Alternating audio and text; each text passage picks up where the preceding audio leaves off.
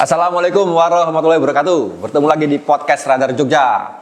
Masih bersama dengan Pak Ananto dan juga ada wartawan Radar Jogja, Mas Kopong. Yes. Untuk hari ini kita take pas saat libur lumayan panjang nih, libur panjang, libur Isra Mi'raj dan juga ada Imlek. Cuman ini ada kado yang kurang nggak enak ini kayak buat supporter PSS. Kenapa? Karena pada minggu kemarin saat PSS Sleman bertemu dengan Semen Padang, PSS Dr. Nasir Minor 4-2, 2-4 khususnya. Di mana saat itu kita sudah unggul dulu 2-1 hingga tertinggal 4-2. Nah, kita akan bahas seperti apa langsung aja nih. Saya nggak bisa berkata apa-apa karena memang ya gimana? Kayak ngeremen itu udah unggul menit cepat tiba-tiba terbalas. Nah, ini gimana Mas Kopong? Tanggapan apa namanya dengan hasil minor tersebut 4-2. 2-4 maksudnya. 2-4 ya? Iya.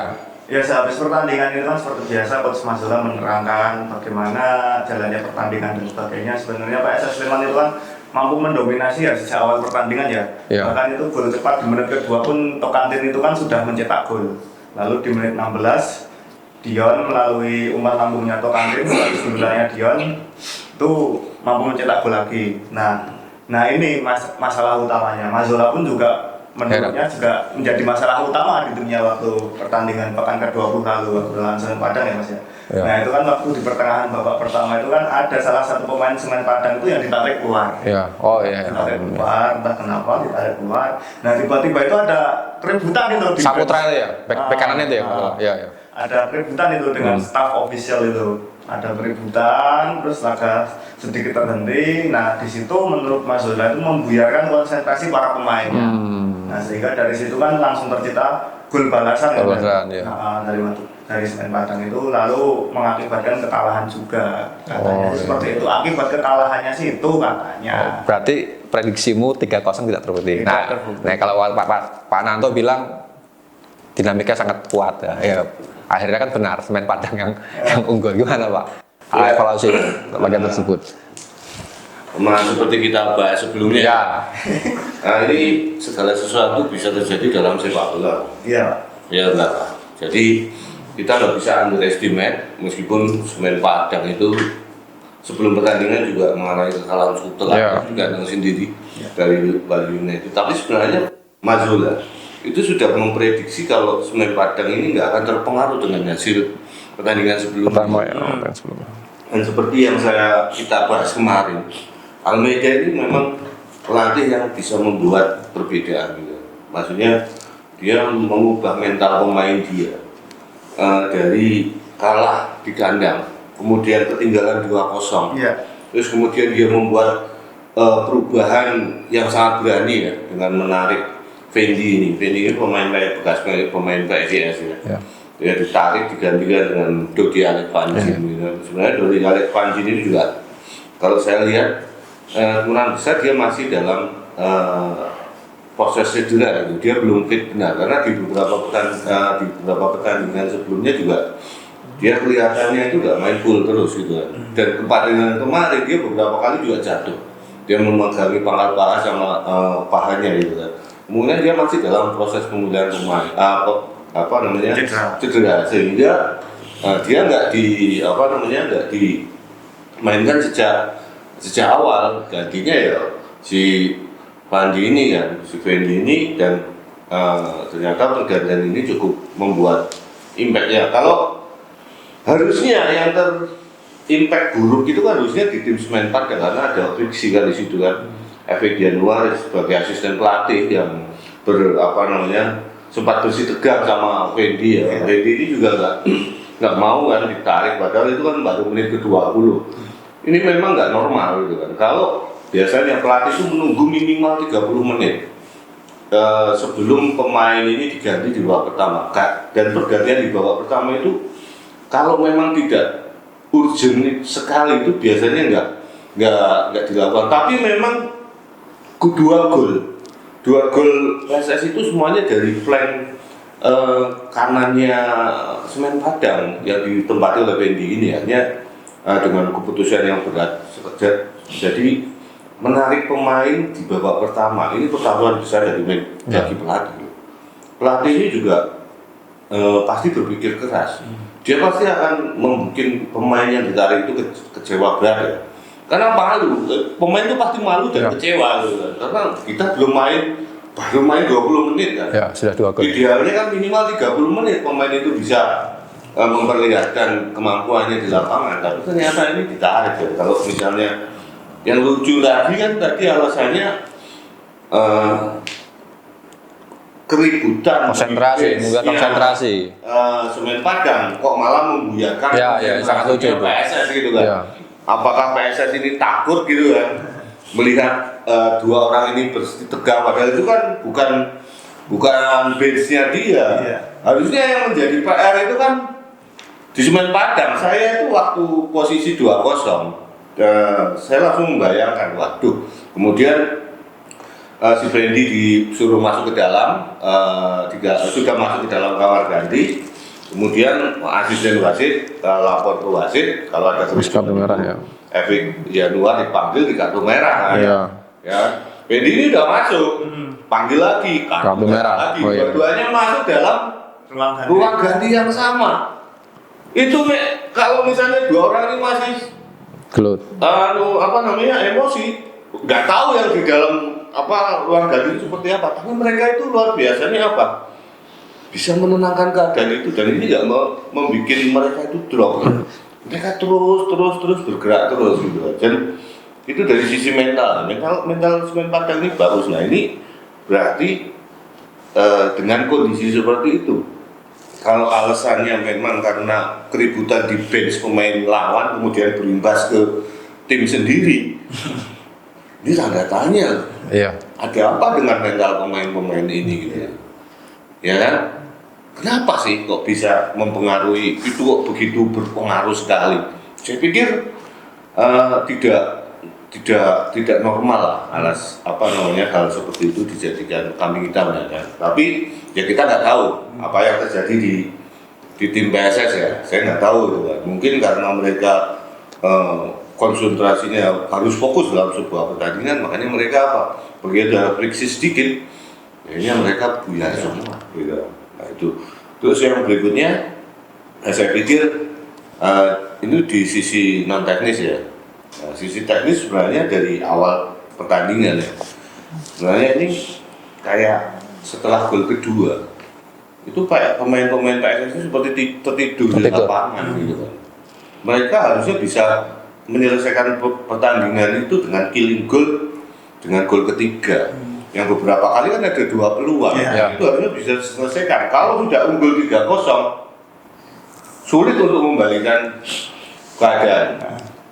Kemarin komentarnya Carlos Peña waktu pertandingan lawan Persis, setelah pertandingan Persis, dia bilang sebuah tim kalau sudah ketinggalan 3-0 itu akan sulit untuk membalikan. Hanya beberapa tim saja yang bisa, ya kan? Hanya beberapa tim Indonesia, itu pun dengan materi pemain yang luar biasa. Nah, harusnya PSS ini bisa smelling the blood gitu loh. Ya. Jadi sudah mencium bau kemenangan ini kan. Sudah 2-0 selesaikan gitu kan. Syukur-syukur 2 peluang lagi, dapat 2 gol lagi, sudah itu main Padang itu sudah selesai di babak pertama. Guyonane, ibaratnya bodone seperti itu Pak. Gitu kalau saya lihat untuk ulasan awal ini. Ya. Ini kan kekalahan kedua juga Pak. Berarti kandang di Padang kalah, di sini kalah. Cuma waktu di putaran pertama pelatihnya ini belum Almeida, masih Henry Susilo, jangan lupa gitu kan. Nah, ini karakternya sudah beda kok. Berarti memang kejelian Almeida, dia langsung begitu 2 gol terjadi setelah golnya Dion itu kan langsung diganti kan. Iya langsung. Jadi Fendi Saputra itu. Saya bilang kemarin waktu kita ngobrol gitu juga di podcast kita sebelumnya, saat kita preview pertandingan antara Semen Padang sama PSS ini kan, bahan tanya karakter Almeida ini seperti apa. Ini pelatih yang lumayan bagus gitu kan, salah satu pelatih di antara pelatih generasi baru yang datang Indonesia juga bagus. Dia kan generasinya Bernardo Tavares dan sebagainya kan, masih satu negara juga gitu. Dan ini pelatih ini punya karakter. Jadi karakter dia diperlihatkan dalam pertandingan kemarin. Dia berani menarik satu pemain untuk mengubah pertandingan gitu kan. Jadi gini Pak, jadi kalau strategi dan sistem di lapangan ini sudah benar gitu kan. Bukan di lapangan, tapi di atas kertas ini sistem dan strateginya sudah benar, tapi di dalam lapangan kemudian tidak berjalan. Ya jadi problem ini siapa sebenarnya? Iya. Kan pasti pemain. Ada pemain yang mungkin nggak cocok atau pemain yang tidak tampil dalam performa terbaik. Diputuskan waktu itu dari analisis cepat itu kan 20 menit. Setelah 20 menit dianalisis cepat, kemudian ditariklah si Wendy kan. Gantilah si bekas pemain emas juga tadi itu Van Jin itu kan, Dodi Alec Van Jin ini. Dan ternyata ini menutup kelemahan di sisi sayap kanan dari Semen Padang. Si Vico sama Cardoso ya. Biasanya leluasa di situ. Setelah pergantian ini nggak maksimal dia bermain, nggak maksimal betul. Akhirnya setelah selesai dari satu masalah, sebenarnya masalahnya dua itu kan. Masalah Wendy ditarik, muncul masalah baru, mau berantem toh antara staf pelatih sama pemain. Tapi ternyata ini bisa diselesaikan. Akhirnya apa? Dua-duanya bisa selesai masalahnya, justru malah bisa comeback. Memang di 20 menit awal itu kelihatan sekali bahwa siapa namanya Fandi Saputra ini dieksplorasi banget sama Cardoso sama Tokantin. Terbukti itu kan crossingnya Tokantin langsung dipantul oleh si Dion kan dari sisi kanan ke sisi kiri. Nah kalau kamu sendiri lihat Pong, 2 gol balasan Bruno tadi menit 60 berapa sama menit 80 ya, itu kan kayak seolah memang dari konsentrasi hilang kan. Itu yang pertama perangkap offset tidak jalan, yang kedua kan dari siapa itu? Jayus yang nggak salah lepas lepas kontrol ya. Nah, itu gimana? Mas Zola sendiri ngeliat hal itu seperti apa? Ada nggak apa namanya evaluasi setelah laga seperti apa? Nah ini kan artinya kan gini Mas Bang. Nah, dari sisi pertahanan kan PSS sendiri kehilangan tokoh penting ini. Kleberson ya, oke. Nah tapi ya itu memang sangat berpengaruh sih kalau menurut saya. Tapi Mas Zola sendiri bilang itu kan, saya tanya waktu itu apakah ini karena tidak ada Kleberson. Ya. Dia menolak hal itu. Katanya sih para pemain sebenarnya sudah dilatih antisipasi dan sebagainya. Tapi tetap kecolongan 4 gol kan. Artinya kan tidak, kalau menurut Mas Zola tidak berdampak. Tapi kalau menurut saya sangat berdampak sih Mas. Karena kan Jayus sendiri kan bukan di posisinya lah itu bermainnya. Tapi kan Jayus bermain di posisi gelandang bertahan kan dia? Iya, tapi kan babak kedua kan kayaknya agak jadi back tengah. Oh gitu. Lebih sering mengisi belakang kan itu. Nah kalau Pananto melihat absennya Kleberson memang sangat kentara. Sebenarnya begini, bukan masalah Kleberson saja yang saya lihat gitu kan. Oke, Kleberson ini satu pemain yang memang vital sekali ya. Tapi sebelumnya kan dia juga nggak selalu main di posisi aslinya di center back ya. Tapi dia justru malah didorong agak ke depan ke defensive midfield berdampingan dengan Coutinho. Nah, ini yang agak saya bukan ragukan, tapi agak saya lihat kemarin itu agak sedikit aneh. Ini tim bermain kandang, tapi mereka memaksa memainkan 2 double pivot, defensive midfield gitu kan, antara Coutinho dengan Jayus. Dan posisi garis pertahanan PSS ini terlalu rendah, padahal positioning mereka ini sedang bermain kandang. Akhirnya apa? Karena garis pertahanan ini rendah, otomatis tercipta gap yang cukup lebar antara lini depan dan lini tengahnya. Dan parahnya lagi, lini tengahnya ini terlalu mepet dengan lini belakang, justru seperti ngapur gitu kan. Nah, posisi antara Jayus dan Coutinho ini terlalu dekat dengan double stoppernya, terlalu dekat dengan gelandang bertahan. Harusnya mereka itu berani maju ke depan. Ini pertandingan kandang ya, harusnya bermain ofensif. Akhirnya apa? Karena tercipta gap yang cukup lebar ini, pemain tengah Semen Padang, si Cabi itu, dia leluasa sekali untuk bergerak mengeksplorasi kekosongan gap yang ditinggalkan oleh pemain-pemain Sleman ini. Nah ini akhirnya Vico seperti bermain sendiri, Iya. Cardoso juga seperti bermain sendiri, dia terisolasi dari lini tengah gitu kan. Kemudian karena lini tengah ini terlalu berdekatan dengan lini pertahanan, hanya pemain belakang ini langsung lempar bola ke depan gitu kan, jadi direct pass gitu. Nah, ditambah lagi lini tengahnya dari PSS di babak pertama setelah gol ini terjadi itu sangat minim kreativitas di tengah. Jadi mereka itu tidak berani bermain bola di tengah. Jadi bola dari belakang langsung mereka pas langsung ke depan. Mungkin pikiran mereka apa? Karena mereka harus killing game di babak pertama. Karena setelah unggul 2-0 kemudian mereka berharap ini bisa cepat-cepat diselesaikan, tapi mereka nggak melihat sudah ada perubahan yang cukup signifikan di pertahanan Semen Padang.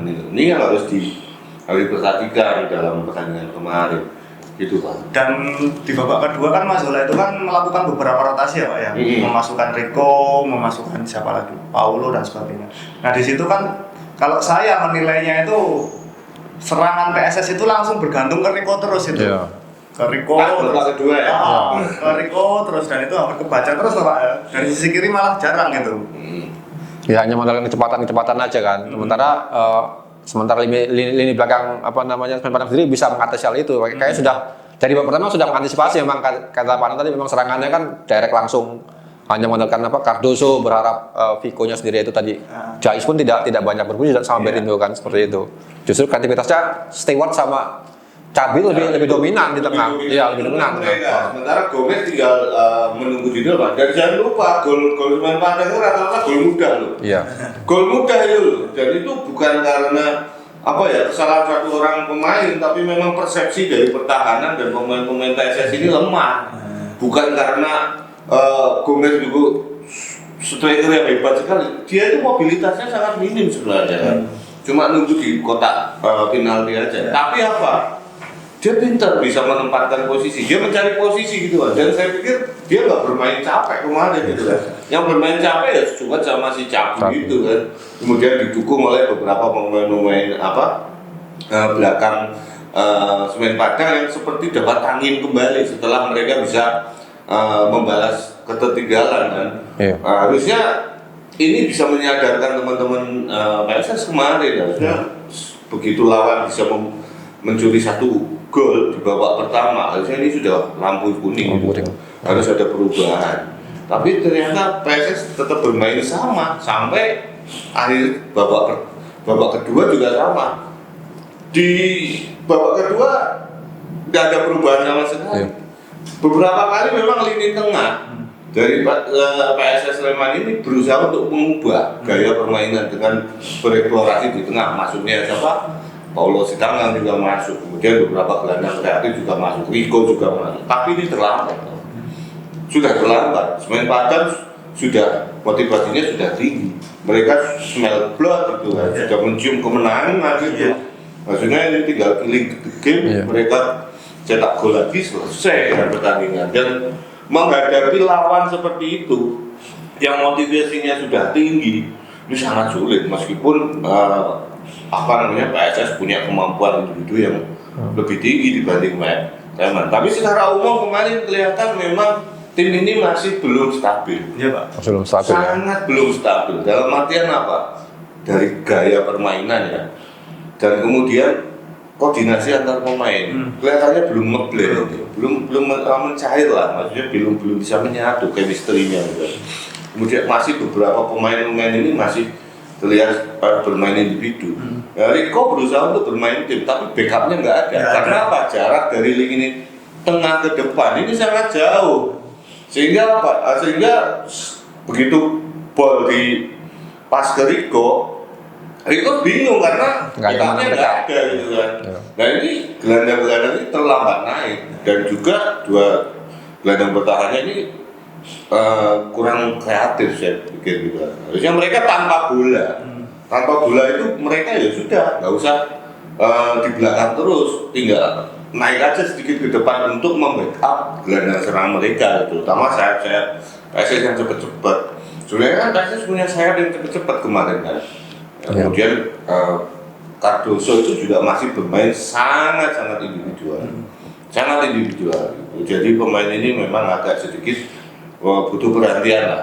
Dia bermain bagus di babak pertama karena wing kanannya Semen Padang nggak tampil maksimal sehingga diganti. Begitu diganti selesai permainannya. Nah ini PR-nya banyak. Jadi belum stabil, masih naik turun. Permainan antar ini juga masih terlalu jauh gitu kan. Kemudian ditambah lagi ada beberapa pemain yang cedera gitu kan, dan butuh jenderal lapangan di lini tengah sebenarnya PSS Sleman ini. Butuh orang yang dituakan, orang yang leader di tengah. Karena ini saya lihat nggak ada. Kalau di belakang mungkin ada Kleberson sama Pak Rudin yang cukup senior di situ dan punya pengalaman. Tapi di tengah ini harusnya Bettino yang kita harapkan menjadi role player di situ, yang menjadi pemain penting di situ, ini belum bisa membuktikan diri. Ya, tapi pertandingan masih banyak dan kita berharap ini ada perubahan sekali. Ke depan lawan mana lagi kok? Borneo Pak. Lawan Borneo. Main di sana. Main di Borneo. Ini ujian lagi. Harusnya ini bisa mengubah mentalitas bermain bagi PSS.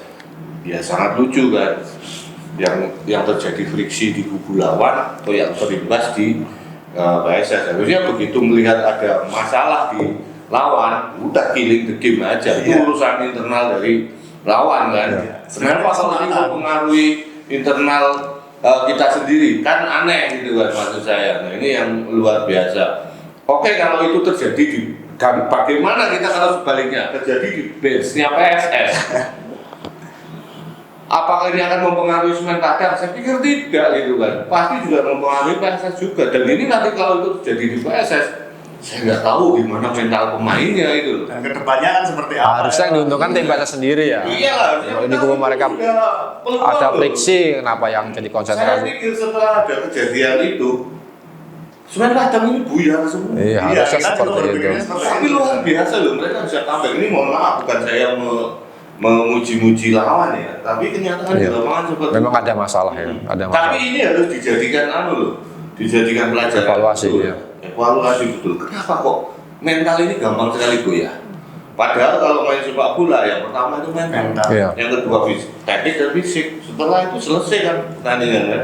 Masalah teknis di lapangan kalau mentalnya bagus, sudah selesai gitu kan. Meskipun kita fisiknya nggak bagus, tapi kalau mentalnya bagus, bagaimana cara kita bisa memaksakan tubuh kita untuk melewati batas limit yang ada di tubuh kita kalau mental kita bagus. Ini gitu kan. Dan beberapa percobaan di babak kedua itu kan nggak, Pak, gagal semua atau Pak? Iya, karena saya pikir Monoton mungkin. monoton. Iya, Karena kurang kreatif gitu loh. Tidak ada pemain yang berusaha untuk membuka lebar lapangan. Semuanya langsung direct ke tengah. Kalau enggak langsung ke pinggir lapangan jauh. Kemudian posisi pemain yang diumpan, yang dikasih umpan dengan di belakangnya yang membackup ini nggak ada. Nah ini game kan begitu. Makanya kalau Semen Padang kemarin seneng dengan gaya permainan PSS, udah biarkan aja, kita tunggu aja. Toh dia nggak ada temennya gitu kan. Iya. Zaman sekarang nggak ada pemain ya. Mungkin hanya 1-2 orang pemain yang punya kelebihan bisa melewati 5-6 pemain sekaligus dalam satu pertandingan. Kalau dulu ada Messi, kemudian Diego Maradona, sekarang Lamine Yamal. Tapi kan pemain-pemain seperti itu nggak ada di PSS, nggak ada di Liga Indonesia.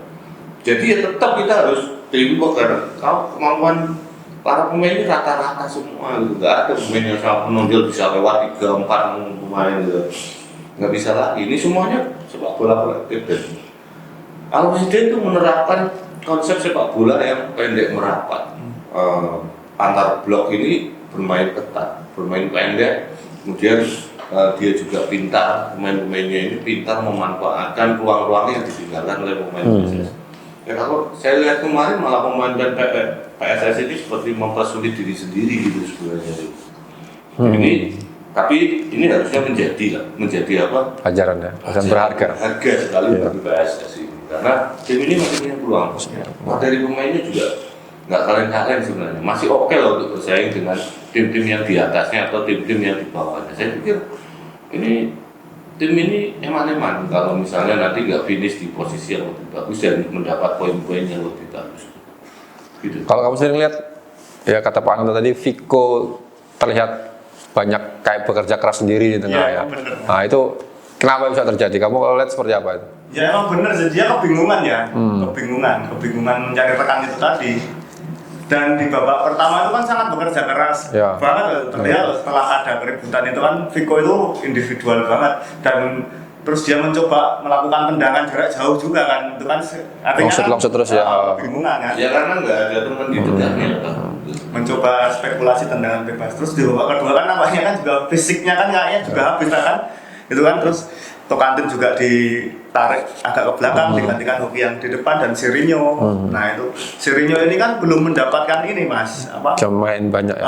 Bermain itu. Bermain banyak. Dan Posisinya apa atau sirinya ini sebenarnya? striker Pak. Striker ya. Jadikan striker di tengah itu kemarin itu di depan itu. Nah, finishingnya juga belum kelihatan, aksi-aksinya juga belum bisa menuntaskan umpan-umpan manis dari Rico juga dengan itu. Dan Rico juga nggak bisa kirim umpan manis juga, ya kan? Karena pemain Semen Padang juga tak paham itu. Ini jangan sampai Rico ini crossing, jangan sampai Rico ini pegang bola. Bolehlah pegang bola, tapi jangan sampai dia passing, gitu kan? Ini kan gitu padahal soal bola. Dan ya ini harus mengambil pelajaran yang banyak lah dari pertandingan ini. Mungkin kalau dimainkan lagi misalnya Jayus sama Benny harus klik dulu mungkin ya dua orang. Kayak memang kemarin sih kayak seperti nggak klik gitu ya antara Jayus dan Benny. Ya intinya begini, tipe pemain ini hampir sama, ya kan, dan sangat-sangat defensif gitu. Tapi dalam artian begini, maksudnya kita mau bermain defensif itu kita bisa memutuskan ya, apakah kita marking, apakah kita zona defense saja gitu kan, apa kita markingnya secara reaktif, intinya begini, kita memarking lawan, mengejar lawan, menempel lawan saat lawan ini bergerak menerima umpan. Jadi sebelum lawan menerima umpan, kita biarkan dia berjalan-jalan dulu ya. Tapi begitu dia dapat ada peluang dia dikasih umpan, pemain kita harus segera mendekat untuk pressing. Nah ini yang dilakukan siapa kalau mau tahu kok? Ini yang dilakukan oleh Bernardo Tavares dengan PSM-nya, gaya bermain pressing reaktif itu. Jadi mereka melakukan pressing saat pemain lawan ini akan diumpan. Jadi saat pemain lawan ini nggak menguasai bola, dia biarkan aja, dia tunggu gitu kan. Tapi begitu bola mau dipassing dengan satu pemain yang paling dekat langsung press, langsung bergerak itu.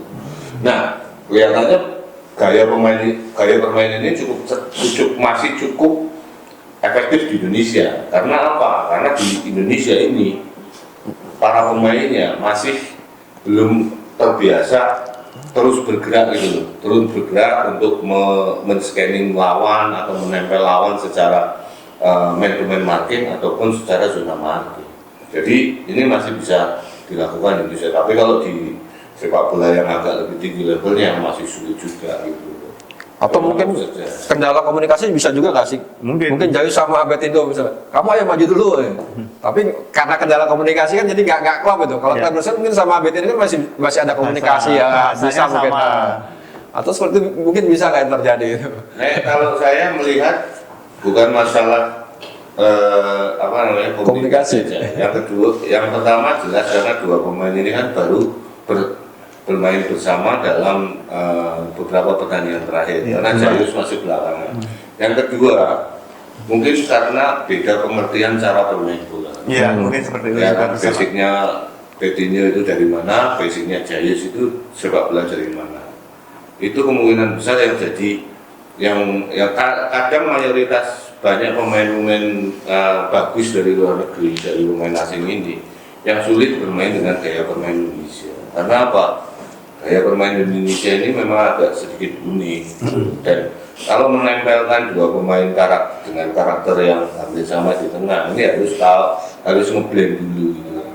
Ini nggak bisa asal pasang, ya kan? Ya kalau Bana tadi bilang Kleberson mungkin dengan Bedinho nyetel, bukan karena komunikasinya saja, tapi latar belakang sepak bolanya ini juga bisa jadi faktor lah. Karena Kleberson bermain di Brasil yang dia pernah merasakan bagaimana pola permainan, bermain dengan sistem, ya, bermain dengan teknik, strategi di lapangan, dan Betinho juga pernah merasakan. Kita nggak tahu apakah pemain Indonesia yang kita dipasangkan itu sudah pernah merasakan itu.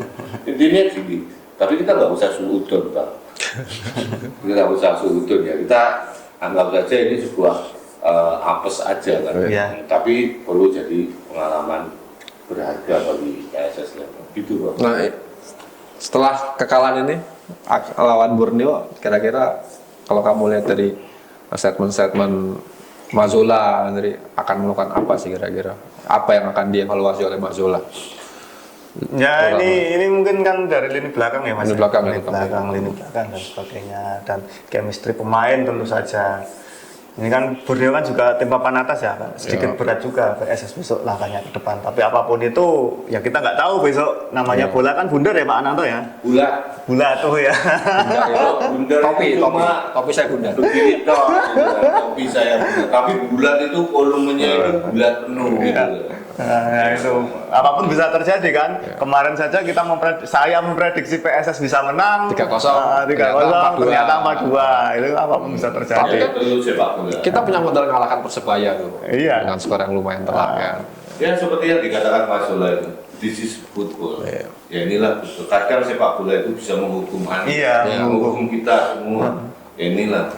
Dan saya pikir Mas Zola sudah memahami itu. Cuma mau latih ini realistis ya, maksudnya dia realistis dan dia mungkin menganalisis beberapa faktor non teknis seperti karena ada kericuan itu dan mungkin sebenarnya dia tahu masalah di timnya, cuma dia nggak mau mengungkapkan ke publik kan, karena itu ya urusan dapur mereka kan, urusan dapur tim. Kita nggak tahu apa yang terjadi di ruang ganti, apa yang terjadi dengan kondisi pemain kan kita nggak tahu.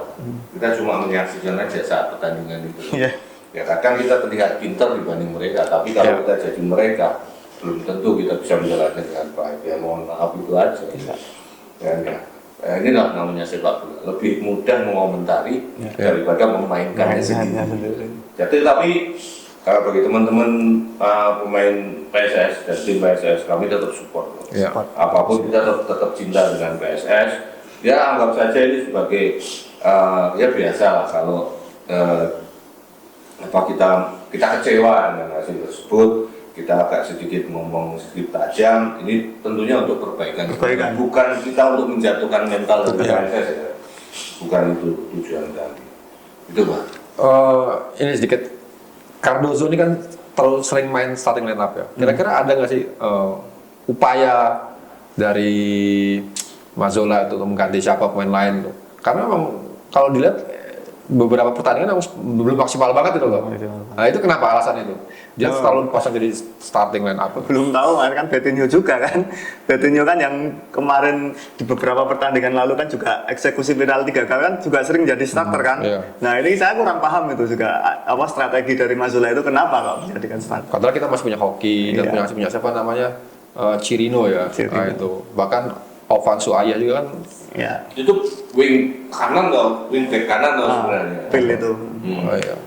Tapi kemarin waktu dia masuk juga nggak memberikan impact yang luar biasa. Padahal di pertandingan sebelumnya waktu dia main bagus lawan Malaysia itu juga dia bisa mengubah gaya permainan PSS. Tapi kemarin kondisinya memang sudah berat ya.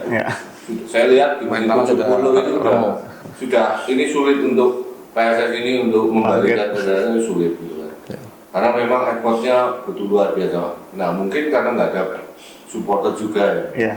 Nggak ada supporter juga, jadi kalau ada supporter kan pemain lebih apa ya, maksudnya malu lah dengan supporter kan, dan lebih termotivasi kan. Wah kita sudah ditonton banyak orang yang datang dari jauh-jauh kan, dan pemain itu kan lihat ini supporter ini benar-benar tulus mendukung kita, pasti ini impactnya. Makanya Mas Zola itu sangat menyayangkan itu, karena dia paham. Mungkin itulah salah satu yang membuat Mas Zola menganggap bahwa kericuan di kubu Semen Padang itu dengan mudah bisa merontokkan mental pemain.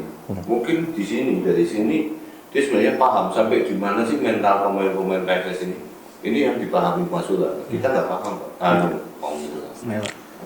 Nah di saat mental runtuh itu kan harusnya peran pemain lapangan ya, pemain di dalam lapangan. Kalau kamu lihat kemarin peran pemain lapangan Farudin ya, kapten kita ya, itu gimana kapten PSS itu? Peran seperti apa itu? Harusnya kan dia bisa membangkitkan mental, konsentrasi penuh. Kamu lihat seperti apa? Ya gimana Mas, posisi udah kalah kan tertekan terus Pak itu waktu itu kan. Dan parahnya Fahrudin itu juga bikin blunder. Iya. Tapi memang kalau saya lihat Pak, semuanya underperform lah. Iya, Kompak ya. Iya. Ya mungkin lagi BD aja, hari yang buruk lah. Gitu.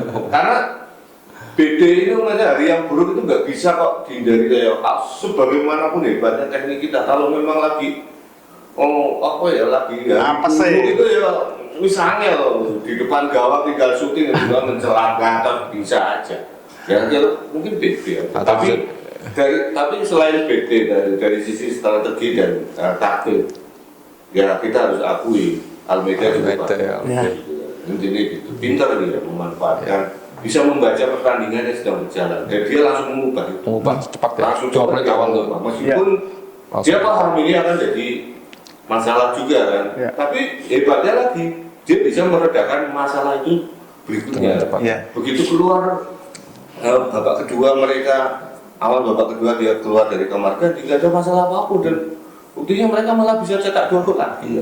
Ini hebatnya. Dan dia pun juga mengakui Pak sehabis pertandingan itu ini memang pertandingan berat karena kan sudah ketinggalan 2 gol tapi bagaimana caranya Almeida nih yang bagaimana caranya tim pelatih harus bisa mengubah keadaan itu. Nah di babak kedua kan terbukti kan. Tapi dia kamu tanya nggak apa yang dia lakukan di kamar mandi waktu paruh pertama pertandingan? Saya tanya Pak. Itu luar biasa. Itu luar biasa. Saya nggak tahu apakah si Fendi di situ duduk di pojokan, tapi kemudian dia mungkin minta maaf sama staf lainnya, mungkin saya nggak tahu ya. Tapi mereka bisa menyelesaikan ini. Ini kita patut apresiasi. Seperti ini luar biasa sekali loh. Kita berantem dengan teman sendiri kok. Kalau berantem dengan pemain lawan itu wajar ya kan. Tapi dengan teman sendiri yang tiap hari kita ketemu, ya kan mungkin suatu ketika kita satu pesawat jejeran kok, ya kan. Ini luar biasa. Tapi mereka bisa menyelesaikan masalah internal mereka loh. Tapi Pak efek Januar itu selepas itu langsung duduk di bawah saya Pak di tribun itu. Ya itu memberikan instruksi-instruksi dari atas, berteriak-teriak terus, ditemenin ada staf lainnya. Enggak kamu tanya juga, Mas gimana itu kemarin sudah selesai belum masalahnya gitu. Harusnya kamu tanya kan deket kamu Pak. Aku takut Pak kayaknya. Ngapain takut? Kan nggak mungkin kamu dipukul gitu. Kayak iso kempropok ono kan ya.